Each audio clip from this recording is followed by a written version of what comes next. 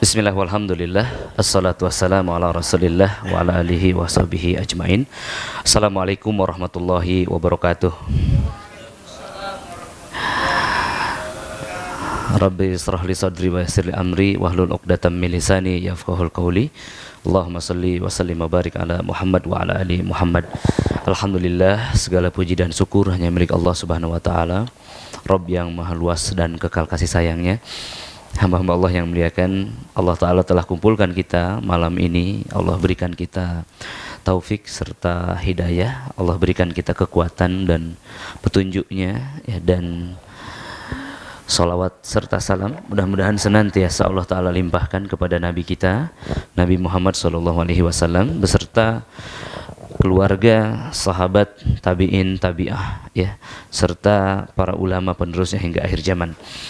Malam ini kita akan menyimak tentang ruqyah mandiri, mungkin berupa penyempurnaan ya, atau melengkapi apa-apa yang akan kita bawa pulang ke rumah ya. Dalam metode atau konsep rehab hati, ruqyah mandiri ini kekuatannya atau porsinya itu adalah 3 kali lipat daripada ruqyah itu sendiri ya, begitu hamba Allah yang muliakan. Di ujung materi ini saya ingin berikan 2 buku hadiah. Ini karya emas dari Ibnu Qayyim Al-Jauziyah ya. Yang pertama adalah Jadul Ma'ad volume 4. Itu isinya adalah metode kedokteran Nabi atau kitab yang dikenal dengan At-Tib An-Nabawi. Di dalamnya ada sekitar 400 makanan, minuman, akar-akaran yang Nabi SAW rekomendasikan atau beliau konsumsi, yang terhubung dengan pengobatan ala Nabi ya. Dan yang kedua adalah kitab Ad-Da'wa Dawa, ini tentang penyakit dan obatnya, itu untuk hati. Nanti setelah saya paparkan materi ini dan ada tanya jawab, kemudian saya akan memutuskan untuk siapa buku ini ya, yang lebih berhak barangkali ya. Dan juga ibu sekalian, hadiah ini menunjukkan betapa inginnya saya menunjukkan kepada kaum muslimin ya, bahwa Islam ini sudah cukup ya, dan sangat sempurna ya, sangat sempurna menjadi penuntun kita ya, baik dilihat dari sudut pandang logis ataupun sudut pandang sains ya. Dan materi kita malam ini adalah sesuatu yang konkret ya, yang berhubungan dengan penyakit kita ya. Penyakit ada 2, penyakit rohani dan penyakit jasmani. Maka ruqyah mandiri pun ada 2, ruqyah mandiri untuk rohani dan ruqyah mandiri untuk jasmani. Jangan sampai kemudian kaum muslimin memahami bahwa ruqyah mandiri itu hanya minum air ruqyah ya, hanya menyapu wajah dan tubuh dengan 3 kul atau mandi daun bidara ya. Di sini kita akan pahami secara mendalam, insya Allah saya berjanji tidak akan lebih dari 1 jam materinya ya, agar teman-teman semangat ini ya. Kemarin trauma ya, 4 jam ya. Dan malam ini saya sempatkan, saya kristalkan 1 jam ya. Selebihnya tanya jawab mungkin bisa 2 jam, tak masalah ya. Barakallahu fikum. Malam ini kita ditemani Ustadz Yayan ya, Ustadz Ardi, ada Ahi Robi, Ahi Isro, dan Arka di belakang ya. Kaum muslimin yang menyimak di RH TV dipersilahkan untuk mempersiapkan catatannya. Dan kaum muslimin yang di rumah ataupun hadirin yang di studio di rumah terapi rehab hati, kita punya RH TV ini tidak hanya untuk iseng-iseng ya. Kita sekarang alhamdulillah memiliki playlist. Jadi potongan-potongan video berharga tanya jawab tentang pengobatan HIV, pengobatan kanker, pengobatan tumor ya, tentang istri yang diganggu setan, tentang setan yang mengganggu pekerjaan. Silahkan kunjungi channel RHTV ya, channel RHTV di YouTube. Nah, sudah mulai live ya, sudah mulai live dan sudah mulai tayang dan bisa Anda nikmati. Baik, hamba yang muliakan, ruqyah mandiri terdiri dari dua tadi ya. Ruqyah mandiri untuk ruhaniyah dan ruqyah mandiri untuk jasmaniyah. Ruqyah mandiri untuk ruhaniyah adalah ruqyah mandiri untuk penyakit-penyakit yang ada pada ruhani manusia. Ruhani manusia meliputi apa? Jiwa, akal, dan kolbu. Ya teman-teman, jiwa ini adalah dorongan, keinginan, ambisi. Ya, kemudian akal ini adalah pusat kebijakan yang menentukan keinginan itu dikerjakan atau tidak. Sementara kolbu adalah kantornya, ruang prosesornya, tempatnya, begitu hamba Allah yang muliakan ya. Jadi kalau kita terganggu pada perasaan, pada amarah, pada syahwat, pada akal, maka ruqyahnya adalah metode yang pertama, yakni ruqyah mandiri ruhaniyah. Caranya apa? Caranya sederhana, menambah amal-amal soleh. Amal-amal soleh itu ada yang volumenya, poinnya sangat besar di sisi Allah. Ada yang pertengahan dan ada yang kecil. Kayak uang ya, ada yang 100.000, ada yang ya 20.000, ada yang 1.000. Ini jangan salah teman-teman sekalian.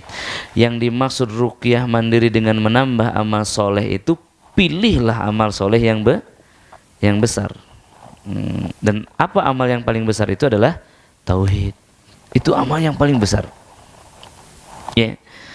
Dalam satu riwayat dikisahkan, ya ada seorang hamba Allah ini, ya beliau dalam keadaan dihisab. Kita semua akan dihisab. Kita semua akan berdiri di hadapan Allah, berhadapan langsung dan dihisab, ditanya setiap langkah kita. Maka beliau menyaksikan bahwa seluruh catatan amalnya itu adalah buruk setelah di mizan. Mizan itu adalah timbangan. Jadi setelah dihisab itu diletakkanlah catatan kita di mana? Di mizan. Dia melihat ada 99 gulungan catatan amal, yang satu gulungan itu ketika dibentangkan itu sejauh mata memandang. Kitab yang sangat besar. Dan catatan amalnya itu, catatan amal yang dia anggap baik itu buruk semuanya. Dan kemudian dalam keputusasaan itu Allah Ta'ala memerintahkan malaikat untuk mencari, barangkali ada kebaikan yang murni untuk Allah. Dan terseliplah di antara lautan catatannya itu satu kartu. Itu disebut bitokoh. Tertulis di situ kalimat la ilaha illallah. Dan kemudian diletakkanlah timbangan itu, kartu itu di timbangan sebelahnya. Dan Masya Allah tabaraka rahman, maka catatan amal buruk itu ternyata lebih ringan daripada kartu ini. Kartu ini sangat besar. Maknanya ya, mengesahkan Allah, mengakui dia adalah satu-satunya ilah yang wajib disembah dan memurnikannya, itu adalah lebih besar daripada segalanya. Ayo sekalian, ini ibarat ring satu. Ibarat apa? Ya, ibarat adalah core, inti daripada agama ini. Kemudian ring duanya adalah amal-amal yang sifatnya fisikal, ruku, sujud. Sujud itu adalah posisi terbaik, posisi paling sempurna ketika manusia ini menyembah Allah. Ya, agama ini kan peribadatan, ya, menyembah Tuhan. Maka sujud adalah posisi yang terbaik. Di sini dalam artian sholat adalah amal yang terbesar setelah tauhid. Begitu hamba Allah ya. Jadi ada tauhid, ada syariat, dan yang ketiga adalah ada sunnah. Jadi ini kita sedang membahas apa ini? Jangan salah fokus nih. Ruqyah mandiri rohaniyah. Ring pertama adalah tentang akidah, tentang hal yang mengikat. Kalau enggak, ya bukan kita. Gitu. Tentang hal yang mengikat. Asyhadu an la ilaha illallah wa asyhadu anna Muhammadan abduhu wa rasul. Jadi ini hal yang mengikat, teman-teman. Kita harus menyatakan bahwa tidak ada ilah yang wajib disembah melainkan Allah, ya, dan Muhammad adalah utusannya, satu rangkaian. Maka implementasinya daripada kalimat yang pertama itu tauhid, kalimat yang kedua adalah sunnah. Penyelewengannya, pengingkarannya dari kalimat yang pertama itu syirik, dari yang kedua adalah kalimat yang dibenci oleh orang-orang yang ingkar sunnah, yaitu bid'ah. Jadi maksudnya bagaimana implementasinya, perwujudannya, manifestasinya? Kita harus bertauhid, maknanya meninggalkan kemusyrikan. Kita harus mencintai sunnah dan meninggalkan hal-hal yang menyelisihinya. Itu core, inti. Maka setelah itu barulah pada poin yang kedua, yakni syariat Islam yang diwajibkan agama ini. Apa itu? Salat dan lain-lainnya yang sifatnya wajib. Baik, yang wajib itu apa? Yang ketika ditinggalkan ada ancamannya dari Nabi dan dari Al-Quran. Baru pada poin ketiga adalah sunnah. Meliputi apa? Zikir, meliputi qiyamul lail, meliputi apa? Puasa sunnah, meliputi sedekah, wakaf. Nah, dan ruqyah. Jadi di sini di awal pertemuan kita menemukan apa? Satu hal penting ya, hamba Allah yang muliakan. Di dalam ruqyah itu baru ada cabang-cabangnya. 3 kul, mandi daun bidara, konsumsi herbal yang sunnah, makan pakai tangan kanan, gitu kan? Baca, masuk kamar mandi baca doa, menemui istri baca doa. Ini jangan kebalik ini. Jangan kita prioritaskan ring 3, ring 2, ring 1 ditinggalkan. Itulah yang membuat manusia fail. Tidak akan pernah berhasil dalam melakukan ruqyah mandiri. Saya jamin 10 tahun, 20 tahun tidak akan pernah berhasil. Ya, itu namanya ruqyah mandiri untuk rohani hamba Allah. Nah, ruqyah mandiri untuk jasmani apa ini? Ruqyah mandiri yang terkait dengan darah, terkait dengan otot, terkait dengan perut, terkait dengan tulang, terkait dengan sel. Yang ini pun tidak bisa disederhanakan. Kalau kepalanya sakit kita tidak nyaman, betul? Ya, kalau telinga tidak mendengar kita pun tidak nyaman. Kalau uratnya merungkut ya kita pun tidak nyaman duduknya hamba Allah. Kalau kita mau ke air ya, mau BAB, kita tahan 1 jam aja, rasanya bagaimana? Tidak nyaman. Ini terkait nafsu pun kita perhatikan.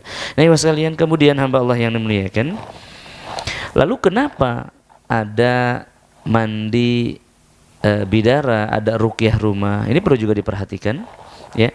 Yang pertama adalah setan memang menghancurkan kolbu manusia, terutama iman yang ada dalam kolbu manusia. Ya. Kemudian kehancuran daripada poin yang utama tadi itu kemudian hasilnya merusak jasad manusia sebagai konsekuensinya. Hatinya lemah, jasadnya jadi lemah. Anda sering mendengar nggak? Pernah mendengar nggak kata radikal, ekstrim, fanatik? Itu letaknya di mana? Di dalam kolbu.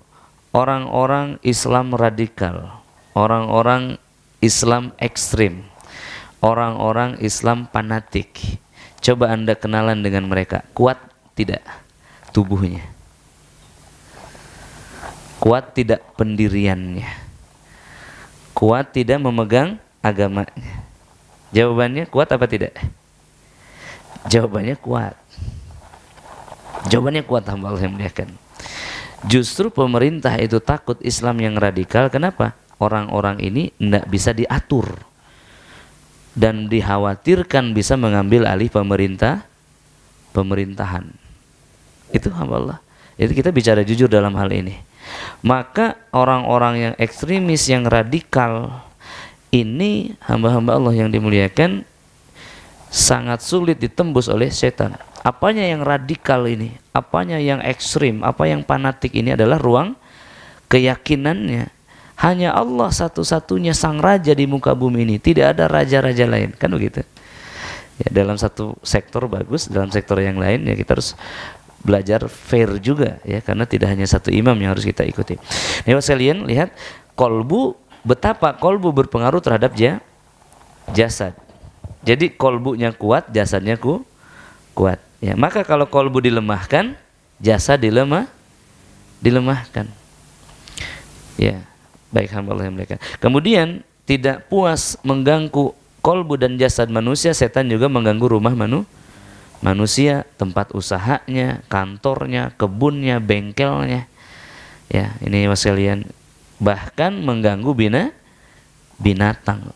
Lazim kalau orang kena sihir itu binatang peliharaannya juga mati.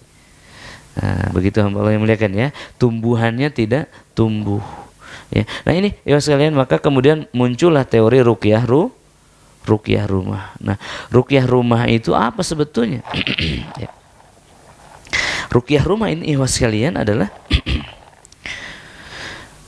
kita berupaya mengusir pengaruh jahat yang ada di rumah kita, pengaruh negatif yang tadinya tidak ada di dalam rumah kita dan saat ini ada.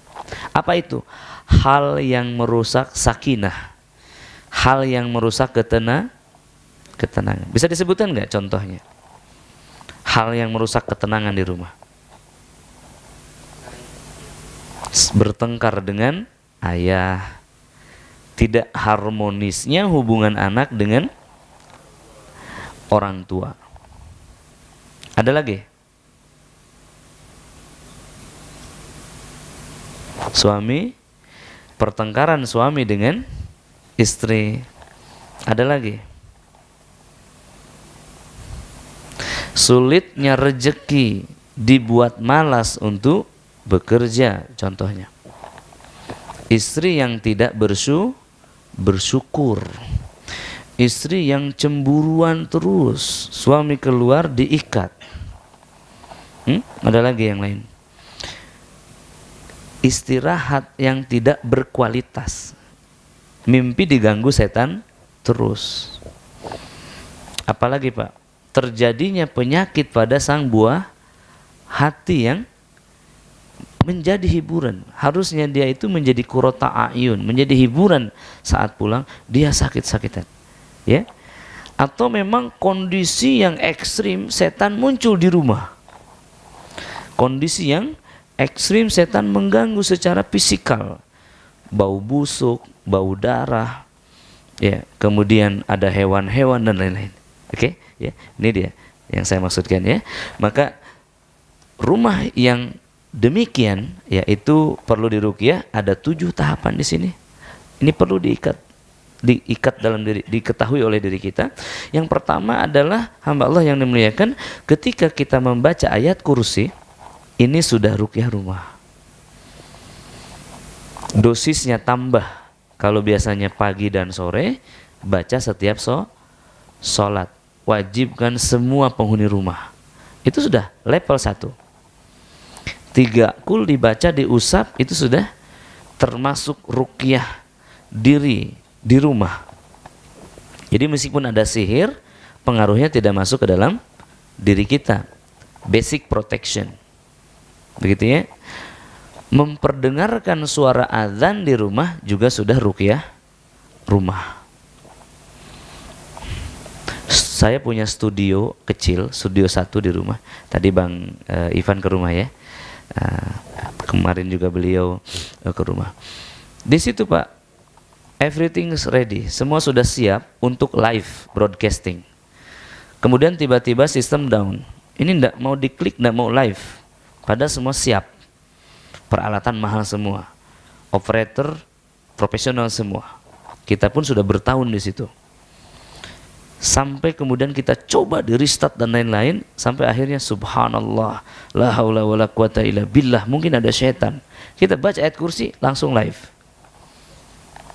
Rumah saya yang jin pun mungkin udah tahu ya. Sebelah itu rumah orang itu mungkin kan begitu. Dulu mungkin 4 tahun silam di Wesal TV, televisi sunnah. Begitu saya masuk sistem down. Sampai pimpinan direkturnya mengatakan, ini hanya Ustadz Nay ini yang kalau datang itu di sini offline. Sampai direkam Pak, acaranya ndak jadi live. Ya, lihat teman-teman, ya. Jadi setan bisa mempengaruhi hal-hal yang fisikal. Kenapa? Listrik ini, teman-teman, itu ada partikel-partikel kecilnya yang disebut apa? Elektron. Ya, elektron positif dan negatif. Ini bisa didorong oleh setan. Ketika elektron positif ini didorong sebagian ke sini, sebagian ke sana, maka ya karenanya putus.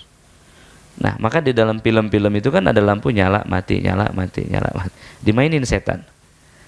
Setan bisa memutus jaringan telepon, jaringan internet, YouTube dan lain-lain. Ya, bagi orang awam mungkin ini hoak, mitos, tidak logik. Logik sebetulnya harus dikejar dengan pemahaman yang sempurna. Nah, ibu sekalian, maka ruqyah rumah ya itu adalah hal yang perlu dilakukan dan ada tahapan.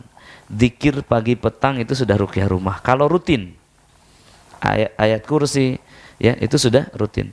Adzan, tidak hanya adzan, semisal kacipan, semisal ucapan yang paling rendah subhanallah, itu langsung brang begitu. Bayangkan kalau rumah tidak pernah diruqyah 10 tahun, apa yang terjadi?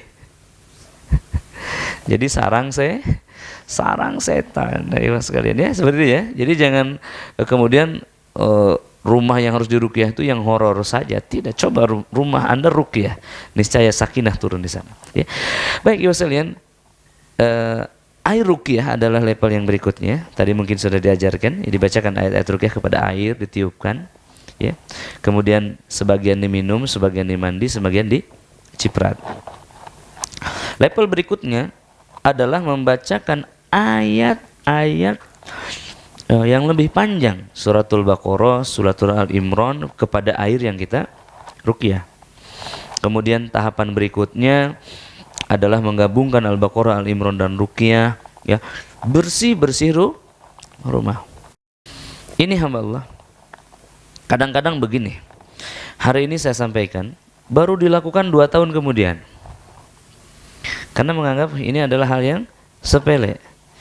Padahal jimat yang ada, senjata-senjata keturunan, pusaka-pusaka yang ada, itu adalah simbol-simbol kemusyrikan yang dalam ruqyah untuk ruhani tadi ada pada ring 1, 2, apa 3? Penghancuran jimat, ring 1, 2, apa 3? Ring 1, mengembalikan kepercayaan kita kepada Allah dan menghapuskan kesyirikan. Ya.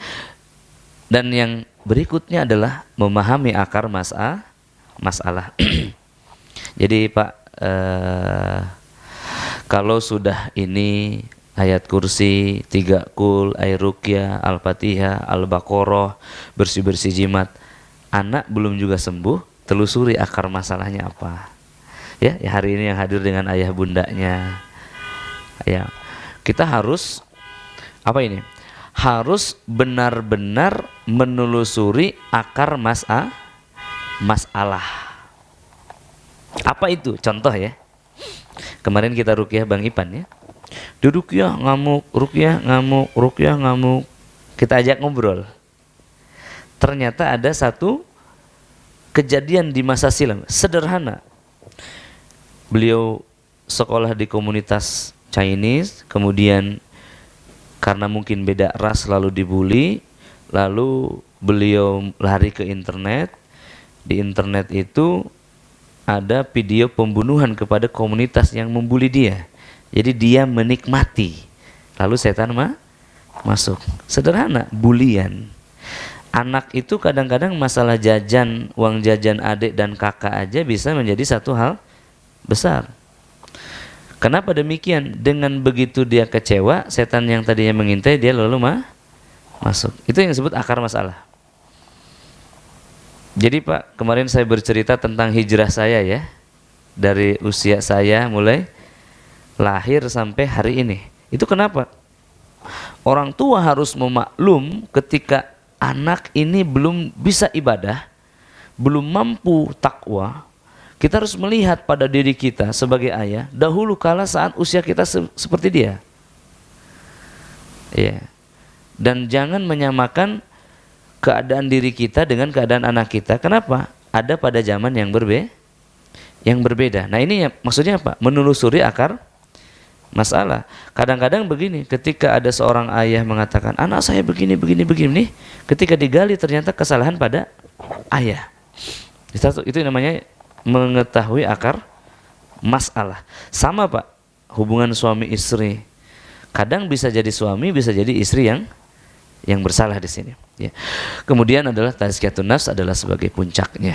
Nah, kemudian kita memiliki program untuk menuntaskan seluruh masalah ini secara holistik dengan satu program namanya Ruqyah Mandiri Holistik.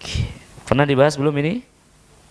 Coba siapa aja yang pernah menyimak ini? Sayyid ya. Siapa lagi? Habib, terus siapa? Sutomo ya. Sutopo ya. Tapi belum istiqomah kan?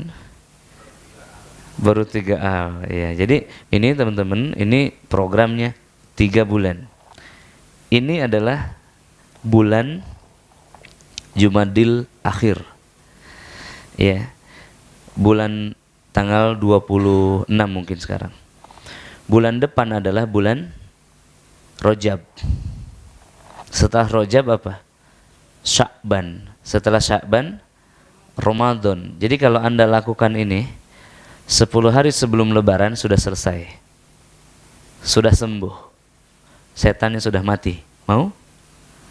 Mau setannya mati atau dibiarkan hidup? Mau pengaruh sihir itu sirna atau dibiarkan menyelimuti? Mau? 10 malam terakhir kita bisa menikmati Lailatul Qadar. Nah harus begitu. Mau tidak? Jawab aja enggak mau kan? Apalagi melakukannya. Kita harus memiliki target yang terukur teman-teman. Jadi melawan setan itu boleh menyerang, boleh bertahan. Kalau menyerang itu bagaimana? Jadi peruqyah. Bertahan bagaimana? Bagaimana teman-teman? Membangun benteng dulu. Bertahan itu dengan ruqyah mandiri. Tidak boleh menyerang kecuali punya senjata, tidak boleh bertahan kecuali memiliki benteng. Dan ini adalah benteng untuk bertahan. Oke, hamba Allah yang muliakan, mudah-mudahan Allah berikan taufik ya, kekuatan agar kita bisa lakukan ini dan kita bisa menikmati 10 hari Ramadan terakhir. Dan mudah-mudahan ini termasuk menanam, bukan menanam, menyiangi. Jadi bulan ini, bulan Jumadil Akhir ini adalah kita bulannya mempersiapkan tanah, menyiangi hutan kata para ulama. Maka kemudian bulan Rajab itu bulannya menanam biji-bijian. Sya'ban bulannya menumbuhkan dan menyirami. Ramadan bulannya memanen. Karena Ramadan adalah musimnya memanen pahala yang banyak. Sementara kita tidak bisa panen kalau kita sakit kan? Ya. Baik, hamba Allah yang muliakan. Yang pertama hamba Allah, program ini dimulai dari 3 hari yang pertama. 3 hari yang pertama ini sederhana sekali. Apa itu? Kumpulkan tangan di wajah, bacakan Al-Ikhlas 3 kali, tiupkan Al-Falaq 3 kali, tiupkan dan An-Nas 3 kali tiupkan, lalu usapkan seluruh tubuh sehabis sholat. Jadi sehari ada 5 kali, 3 hari ada 15 kali. Step kedua, ambil segelas air, kemudian ambil 2 liter air, kemudian dibuka tutupnya, dibacakan apa hamba Allah? Ayat-ayat ruqyah. Apa saja? Ada yang sudah hafal? Al-Fatihah 1 sampai 7. Al-Baqarah 1 sampai 4 ditulis deh. Ya. 163 dan 164. Ayat kursi. Kalau Anda ada masalah pada akal, tambahin ayat kursi dan 2 ekornya, 256, 257. 3 ayat terakhir Al-Baqarah. Hamba Allah harus punya keinginan. 3 terakhir ayat Al-Baqarah. Kemudian Al-Imran ayat 18, 19. Sudah, ya. Al-A'raf ayat 54. As-Saffat 1 sampai 10. Ya, Al-Jin 1 sampai 9. Al-Mu'minun, hamba Allah, ya, 115, 116. Ya. Kemudian Al-Hasr 21, 22, 23, 24. Al-Ikhlas, Al-Falaq dan An-Nas. Hamba Allah, minimal kita punya catatannya. Nanti suatu hari ada inspirasi, ada taufik turun, ya, kita ambil. Bacakan apa? Ayat-ayat ruqyah ke sini lalu ditiup, ya. Sederhana. Ustaz, saya tidak yakin. Belajar untuk yakin. Cara belajar untuk yakin adalah melakukan. Ustaz, saya tidak punya pengalaman. Ciptakan pengalaman itu. Ustaz, saya tidak fasih. Lakukan dulu. Nanti belajar. Sambil belajar. Gitu ya. Ustaz, saya takut diserang balik. Nyerang aja belum, udah takut diserang balik. Ya, terus dibacakan, ditiupkan, lalu kemudian diapain? 2 liter tadi diminum, dimandikan, dicipratkan seluruh rumah, seluruh penjuru rumah. Jadi kalau rumah kayak gini berarti kan dimulai dari mana terserah, dari belakang disiram tuh pintunya, di tengah rumah, di dapur, di belakang juga ada pintu disiram, naik ke atas, ya. Setiap pintu-pintu yang masuk disiram, ya, dan juga sudut-sudut plafonnya semuanya siram. Oke. Nah, hamba Allah yang muliakan, itu dilakukan selama hari ke-4, hari ke-5, hari ke-6. Berarti kita sudah 6 hari ya. Hari ke-7, nah, stage berikutnya Anda ambil 1 galon. Nih, 1 galon. Ini galon. 20 liter. Ya. Ambil 1 galon, lihat. Bacakan ayat-ayat ruqyah plus surah Al-Baqarah semuanya dari awal sampai akhir, ya. Kemudian setelah itu ambil 2 liter dari galon itu, pakai sama seperti hari sebelumnya, minum, mandi dan cipratkan. Hari ke-8 demikian terus menerus. Nanti hari ke-15 tersisa 4 liter, Anda tambah dengan air lain atau campurkan dengan 20 liter yang lain, campurkan dengan galon yang baru. Jadi tujuannya apa? Agar galon yang baru itu memiliki barokah dari 7 hari dibacakan surah Al-Baqarah. Bisa dipahami ya? Kalau tidak mampu, hamba Allah yang muliakan, saya paham bahwa ini sulit dan berat, ya. Maka dalam 7 hari ini gunakan sebagai latihan. Jadi minimal buat target harus selesai 1 putaran Al-Baqarah dalam 7 hari ini. Ustaz, berat. Nah, kalimat inilah yang membuat Anda kalah. Buang jauh kalimat itu. Jangan berharap pada manusia karena Anda akan kecewa. Ya. Selanjutnya hamba Allah, next stage hari ke-15 sampai 40, ya, dengan air yang baru campuran yang berikutnya itu bacakan juga Al-Baqarah terus menerus setiap hari 1 putaran, tidak perlu mandi, tidak perlu ciprat. Ya, demikian, hanya minum saja. Hari ke 41 sampai 70 tambahkan Al-Imran, kalau mampu Al-Baqarah, Al-Imran. Hari ke 71 sampai 100 khatamkan Al-Quran. Maka hari ke 90 kita akan bertemu di Ramadan 10 hari terakhir nanti pas ini. Masya Allah, luar biasa ini ya. Kita punya grup terapi intensif Ada sekitar 700 orang yang ikut. Ya teman-teman sekalian, pas nanti 10 hari Ramadan, sebelum Ramadan berakhir, kita sudah selesai dan mudah-mudahan Allah Ta'ala sembuhkan. Ya, begitu hamba Allah yang muliakan. Baru di poin terakhir adalah ajak keluarga Anda untuk obat. Ustadz, ini yang gangguan istri saya, tapi dia malas Ustadz. Suami yang baca, istrinya di sampingnya. Ya sekali-kali romantis begitu, jangan musuhan setiap saat kan. Ini anak saya Ustadz, dia malas, ayahnya yang berjuang. Orang itu dibacain Al-Quran lembut pak hatinya. Ya, Umar bin Khattab yang sedang menghunus pedang saja mau bunuh Nabi, dibacain Al-Quran melepuh hatinya. Ya, surah Toha yang membuat dia melepuh. Bayangin kalau seluruh Al-Quran dibaca, manusia macam apa sih anak kita itu? Ya, manusia macam apa istri kita itu, suami kita itu? Lembut hatinya. Belum aja, belum berjuang aja, belum apa-apa udah takut istri, belum apa-apa udah takut kalah. Ya, teman-teman sekalian, bacakan seluruh Al-Quran, barokahnya ada. Baik, sebelum saya buka tanya jawab, ya, 2 kisah yang inspiratif, 3 kisah deh tentang ini. Ya. Pertama, hamba Allah, ada seorang wanita sudah vonis stage 4 kanker darah, stage 4 blood cancer di Indonesia Timur. 2 minggu lagi mau mulai kemoterapi atau penanganan dokter.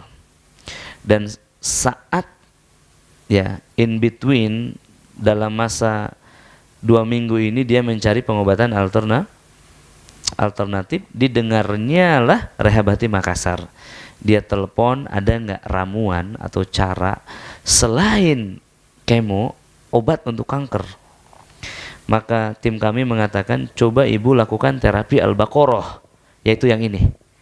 Gimana terapi Al-Baqarah itu? Terapi Al-Baqarah itu bacakan surah Al-Baqarah. Berapa kali? Ya bacakanlah setiap kali 1 putaran selama 7 hari. Nah kemudian dia mendengarnya, ya baca Al-Baqarah 7 putaran setiap hari. Padahal harusnya baca Al-Baqarah 1 putaran selama 7 hari. Tapi karena ingin sembuh, ya, maka dia mulai baca Al-Baqarah itu. Hari pertama dia selesaikan 7 putaran. Dan hari kedua tumbang. Tumbang itu kolaps, jatuh, pingsan, tidak sadar. Kenapa? Tidak kuat, terlalu banyak. Dan saya tanya, karena beliau hadir ke sini. Saya bilang, putaran keberapa hari kedua itu tumbang? Dia bilang putaran ke-5 Ustadz. Dan saya pingsan, sadar-sadar di rumah sakit. Dokter saya nanya, ini kamu makan obat apa? Apa yang kamu lakukan? Datang kemana? Berobat kemana? Blood cancernya, kanker darah yang stadium 4-nya sembuh total, tidak tersisa sedikit pun, segar bugar. Sampai hari ini. Bahkan beliau ikut TFT Muslimah di Bogor Desember 2019. Hamba Allah. Ya, kalau hanya sekedar sakit lambung, sesak-sesak, ya, pusing-pusing, ini kanker darah stadium 4 yang para profesional pun tidak menemukan obatnya. Gitu ya, hamba Allah yang muliakan. 7 putaran tuh. Oke. Kisah inspiratif kedua di Palembang. Kemarin diceritakan, tapi saya sampaikan di sini. Ada seorang yang ikut training saya 2012 mengantar istrinya. Lalu kemudian suaminya tertarik, kemudian dia juga ikut training karena merasa dalam dirinya ada yang salah.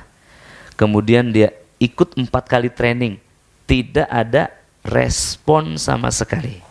Perhatikan, tidak ada reaksi. Ya, maka kemudian beliau terus penasaran, beliau diruqyah sendiri pun tidak ada reaksi.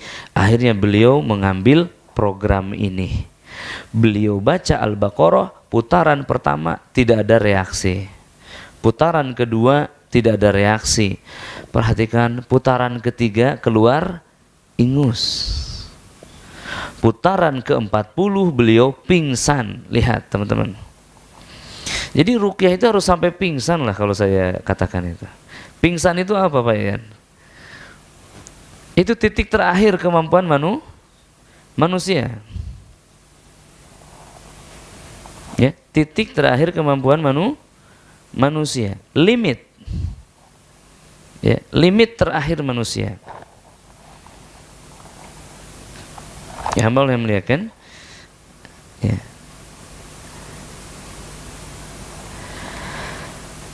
Di putaran ke-40 beliau pingsan, di putaran ke-70 terus pingsan. Tapi di putaran ke-70 ketombenya hilang. Kemarin ya saya ceritakan, ya. 7 tahun kemudian 2019 bertemu saya, 2020 kemarin diruqyah langsung. Ya. Baik, kisah ketiga. Teman-teman sekalian, kisah yang ketiga tentang terapi Al-Baqarah ini. Ya, yang pertama tadi tentang seorang akhwat di Makassar, kedua adalah seorang yang apa tadi ya? Yang di Palembang. Kisah yang ketiga adalah seorang suami istri di Goa, Sulawesi Selatan. Sudah 6 tahun menikah, belum pernah melakukan hubungan suami istri. Saking kuatnya gangguan setan. Sudah pergi ke 27 dukun. Ya, 27 dukun. Bahkan dukun-dukun kelas nasional. Dan akhirnya dia bankrupt dan kemudian mendatangi pengobatan gratis. Ya, kami ada ruqyah gratis. Ya, di Goa beliau datang, beliau mengatakan, Pak, saya ingin ruqyah begini dan begitu. Tim kami di sana mengatakan, hari ini bukan jam saya, bukan tugas saya minggu depan tugasnya kalau ingin bertemu saya, kata Ustadz Iqbal, ya, ketua Rehabati Goa. Maka kemudian Ustadz Iqbal ini mengatakan, Bapak datanglah minggu depan, tapi sebelumnya bacalah surah Al-Baqarah 3 putaran. Maka minggu depannya beliau datang lagi dengan sumringah. Ustadz, alhamdulillah sudah masuk Ustadz, kata suaminya ini. Maka kalimat itu hanya dimengerti oleh Ustadz Iqbal, yang lain tidak paham. Ya, saya harap teman-teman paham ini ya, apa yang masuk itu. Maka kemudian istrinya mengatakan, tapi aku sakit, aku tidak merasakan kenikmatan, ya. Jadi masuk tembus tetapi tidak nyaman. Oke. Maka kemudian hamba Allah yang dimuliakan, kata Ustadz Iqbal ini, kalau begitu coba kita ruqyah dua-duanya. Ketika diruqyah, istrinya yang kerasukan, ya, istrinya yang kerasukan, hamba Allah yang dimuliakan, ya. Dan kemudian setelah itu hamba Allah yang dimuliakan, ya, apa yang dibicarakan oleh istrinya setan ini, ya, setan ini bicara, ya, kamu hai Iqbal telah memutuskan ikatan yang aku buat di kemaluannya selama 6 tahun. Tapi kamu tidak tahu ayat dan surat apa yang bisa melepaskan ikatan di kepalanya. Begitu. Hahaha, kata jinnya begitu. Dia ketawa bahagia, tidak sadar dia telah membocorkan rahasianya. Apa rahasianya? Ada ikatan lain di kepalanya. Apa ikatan di kepalanya? Ikatan yang membuat wanita ini tidak merasakan rangsang. Jadi kalau tidak ada rangsang, sakit. Betul? Oke. Iwas sekalian, jin ini mengatakan kamu telah hancurkan ikatan yang di bawah dengan Al-Baqarah. Tapi kamu nggak tahu kan yang di kepala apa? Kira-kira surah apa, Muslim? Yang di bawah sudah hancur dengan Al-Baqarah. Kira-kira yang di atas surah apa? Bisa An-Nisa, bisa at-taubah, bisa al-jin, bisa al-qiyamah, bisa ajal-jala, bisa ayat apa saja selain surah Al-Baqarah. Maka kata Ustaz Iqbal, bacalah semuanya Pak, pasti salah satunya akan menghancurkan ikatan di kepalanya. Ternyata beliau perintahkan kepada pasien ini untuk membaca seluruh Al-Quran. Akhirnya Bapak sekalian, 2 bulan kemudian setelah selesai dibaca, suami istri ini datang dengan begitu romantisnya. Jadi pengantin baru. Ya, ini para pejuang ini yang belum menikah ini. Kalau kita orang yang udah nikah itu bertengkar, ya, selesai bertengkar kita damai lagi, kita kayak pengantin baru lagi. Ini udah 6 tahun Pak bertengkar, 6 tahun gencatan senjata, ya, maka dia menjadi bulan madu lagi. Nah, ya saya lihat, maka di sini pada poin ke-6 ini, hatamkan seluruh Al-Quran, niscaya salah satu ikatannya yang rahasia akan terbongkar. Baik, 3 kisah. Ya. Selanjutnya ikhwas sekalian, janji saya adalah 1 jam. Ya, ini masih ada 15 menit lagi. Penegasan. Terapi Az-Zahrawain namanya. Az-Zahrawain ini adalah nama untuk Al-Baqarah dan Al-Imran. Saya tambahin Al-Fatihah karena ini pembuka Al-Quran agar Anda ingat 3 al. Ada lagi 3 kul. Itu kul huwallahu ahad, kul a'udzu birabbil falaq, dan kul a'udzu birabbin nas. Ini 3 al. Atau lengkapnya Az-Zahrawain. Terapinya bagaimana? Seperti tadi. Ustaz, saya mau langsung baca aja deh, nggak usah 3 kul dulu 3 hari. Silahkan kalau mampu. Tutorial yang dibuat ini tujuannya apa? Agar melepaskan rasa malas, rasa takut, rasa was-was di 3 hari awal, gitu ya. Dan untuk melakukan terapi ruqyah rumah hanya ayat-ayat ruqyah, gampang, ayatnya pun sudah Anda catat, betul? Ya, baik. Ibu sekalian, kemudian berikutnya, poin berikutnya, selama Anda melakukan itu selama 3 bulan itu, ya, 3 kul jangan dilewat, ya. Jadi tetap dilakukan, dzikir pagi petang. Ya, sholat subuh jangan kesiangan. Ya, kalau bisa sholat malam, ya, itu lebih hebat lagi. Karena ini adalah momen terbaik bagi kita untuk bertaubat. Kalau Anda butuh tips doa yang diterima yang mudah, sederhana. Ya, Nabi SAW mengatakan Allah Ta'ala turun ke langit dunia di setiap sepertiga malamnya, dan dia menyeru, wahai hamba-hambaku, sesiapa yang meminta kepadaku, aku akan beri. Sesiapa yang berdoa kepadaku, aku akan kabulkan. Sesiapa yang memohon ampun, aku akan ampuni. Ustaz ngantuk. Kalau Anda serius, pasti Anda bisa bangun. Orang-orang yang bisa bangun di sepertiga malam adalah orang-orang yang gelisah dengan dosanya.